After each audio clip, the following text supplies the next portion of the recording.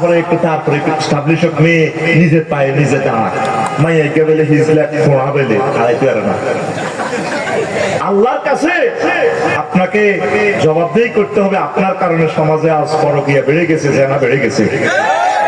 আমরা যদি আপনার ফোলাটারে বিয়ে শাদী করাইতেন তাইলে হাতে ড্যাঙ্গা আঙ্গা সিবা সাবায় যাইতো না, ঠিক কিনা? আল্লাহ রসুল মানুষকে বুঝাইতে সক্ষম হয়েছে তোমরা যুবক যুবতীদেরকে পরিণত বয়সে বিয়ে শাদী করাইয়া দাও। এই জন্য আল্লাহ রসুল একটা ঐক্যমূলক সমাজ গঠন করতে পারছে। ফোলাইনি বিয়ে করে গেলে পাগল পাগল, কারো কথা কেউ শুনে না। আল্লাহ বুড়িগারে কোবাই হুন্ডা একটা দাও কিনে গেলে 4.5 লাখ টাকা হুন্ডা কিনে এত স্যালেন্ডার বাইবে কিতে একটা লাগাইছে কি হুন্ডা চলে না ফায়ারিং করে বুঝি না।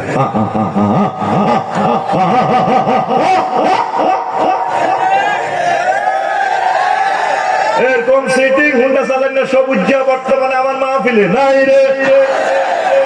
সবুজা তোর কাছে কে মাইয়া বিয়ে দিব তুই কর? তোরা ডাকাতের মতো লাগে, তোরা কে মতো লাগে? এই যে সমাজ অস্থিতিশীল হচ্ছে আর গৃহযুদ্ধ ছাড়া এই সমাজ ঠান্ডা হবে না। লেখি দেখো আমার কথা। পারিবারিক নিরাপত্তা আল্লাহ রাসূল সাল্লাল্লাহু আলাইহি ওয়াসাল্লাম 100% দিয়ে দিয়েছে। ছেলে মেয়েকে বিয়ে শাদী দেয়, জামাইয়ে যা পড়া ছেলেকারে বিয়ে করা, আল্লাহর রাস্তায় বিয়ে করা।